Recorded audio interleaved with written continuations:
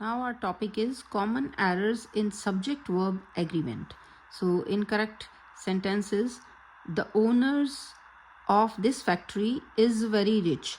The owners of this factory are very rich. Owners, ठीक है, owners मालिक जो है ये ज़्यादा हैं तो आर आएगा. The players of nature that one can experience at Shimla is beyond description. यहाँ players of nature जो है ना ये plural है तो यहाँ आर आएगा. Players of nature that one can experience at Shimla are beyond description. Next sentence, the incorrect side is there is no street light in our colony. तो इसका correct जो है version वो है there are no street lights in our colony. तो फिर आपने देखा कि यहाँ पे is की जगह पे आर आना है क्योंकि ये ज़्यादा लाइट्स हैं. Then he and I am entrusted with the job. तो यहाँ पे क्या आएगा he and I are. ये am नहीं आना क्योंकि ये दो जने हैं तो आर आएगा, प्लूरल आएगा. Then राइस एंड करी.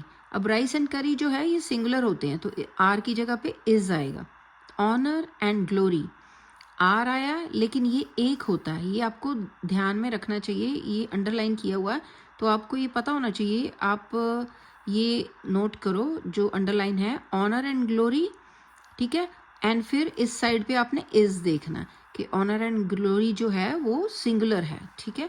तो इस तरह से आपने याद करना है. Time and tide waits for none, तो ये time and tide wait for none. तो ये टाइम एंड टाइड जो है ना ये दो है, ये प्लूरल है तो इसीलिए यहाँ पे एस नहीं आया.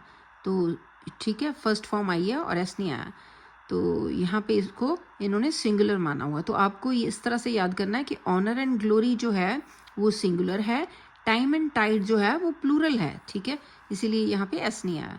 Next, all the passengers with the driver was killed. तो यहाँ पे क्या आएगा, वर आएगा क्योंकि पैसेंजर और ड्राइवर सभी हैं तो यहाँ वॉज नहीं आएगा, वर आएगा, ज़्यादा जने हैं, प्लूरल है. The teacher with her students were going out.